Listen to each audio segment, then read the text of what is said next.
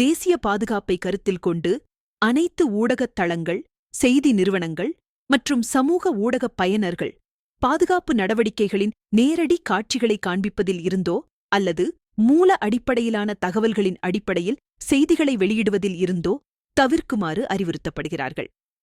இந்த முக்கியமான அறிவிப்பு இந்திய தேசிய பாதுகாப்பு அமைப்புகளால் வெளியிடப்பட்டுள்ளது. இது நாட்டின் இராணுவ நடவடிக்கைகள் மற்றும் பாதுகாப்பு செயல்பாடுகளின் போது ஊடகங்கள் கடைபிடிக்க வேண்டிய வழிகாட்டுதல்களை வலியுறுத்துகிறது. கடந்த காலங்களில் பலமுறை இராணுவ நடவடிக்கைகளின் நேரடி காட்சிகள் காண்பிக்கப்பட்டதால் எதிரிகளுக்கு முக்கியமான தகவல்கள் கசிந்து நமது வீரர்களின் பாதுகாப்புக்கு ஆபத்து ஏற்பட்டுள்ளது. குறிப்பாக 2008 மும்பை தாக்குதல்களின் போது ஊடகங்களின் நேரடி ஒளிபரப்புகள் பயங்கரவாதிகளுக்கு பயனுள்ள தகவல்களை வழங்கியதாக விமர்சனங்கள் எழுந்தன.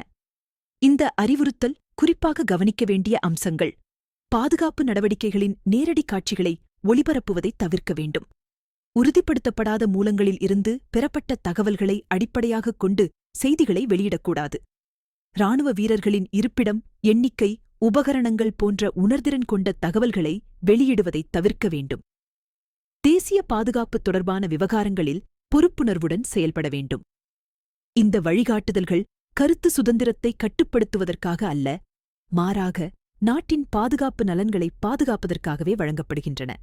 இதுபோன்ற வழிகாட்டுதல்கள் உலகின் பல நாடுகளிலும் பின்பற்றப்படுகின்றன. இந்திய ஊடக சட்டம் மற்றும் நெறிமுறைகளின்படி தேசிய பாதுகாப்பு தொடர்பான விஷயங்களில் ஊடகங்கள் மிகுந்த கவனத்துடன் செயல்பட வேண்டும்.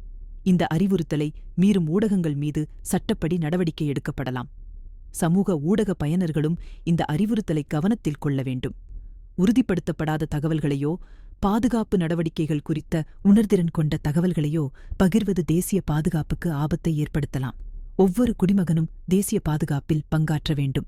உறுதிப்படுத்தப்படாத செய்திகளை பகிர்வதைத் தவிர்ப்பதும் அதிகாரப்பூர்வ அறிவிப்புகளை மட்டுமே நம்புவதும் முக்கியமாகும். இந்திய அரசின் இந்த முக்கியமான அறிவுறுத்தலை அனைத்து ஊடக நிறுவனங்களும், செய்தித்தளங்களும், சமூக ஊடக பயனர்களும் கடைப்பிடிப்பது நாட்டின் பாதுகாப்புக்கு அவசியமாகும். நாட்டின் நலனை முன்னிறுத்தி பொறுப்புடன் செயல்படுவோம்.